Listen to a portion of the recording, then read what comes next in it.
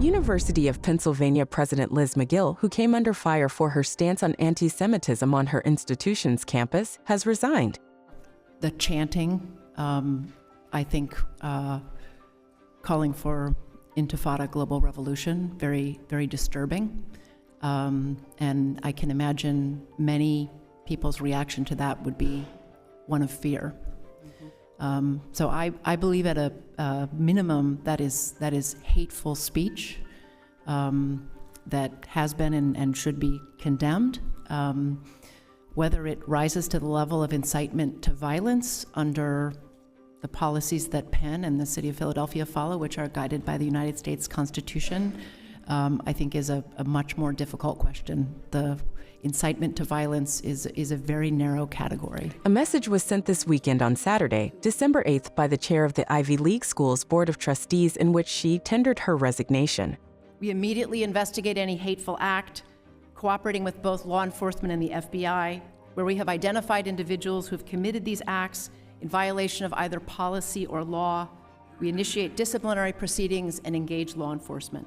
McGill, Harvard University President Claudine Gay, and Massachusetts Institute of Technology President Sally Kornblith were all criticized after they testified at a congressional hearing about a rise in anti-Semitism on college campuses following the outbreak of the Israel-Hamas war.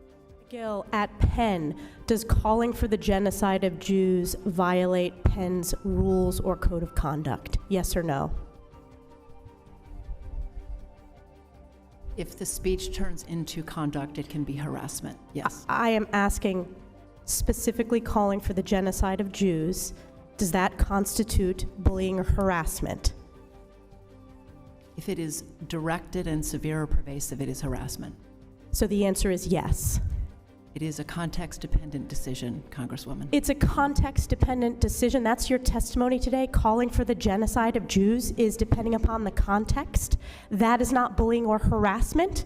This is the easiest question to answer yes, Ms. McGill. They have been criticized by their school's Jewish communities for their handling of clashes between pro-Israel and pro-Palestinian demonstrators since the Islamist group Hamas attacked Israel on October 7. That attack prompted a massive counterattack by Israel. There was a moment during yesterday's congressional hearing on anti-Semitism when I was asked if a call for the genocide of Jewish people on our campus would violate our policies. In that moment, I was focused on our university's longstanding policies aligned with the US Constitution, which say that speech alone is not punishable. I was not focused on, but I should have been, the irrefutable fact that a call for genocide of Jewish people is a call for some of the most terrible violence human beings can perpetrate. It's evil, plain and simple. I want to be clear. A call for genocide of Jewish people is threatening, deeply so.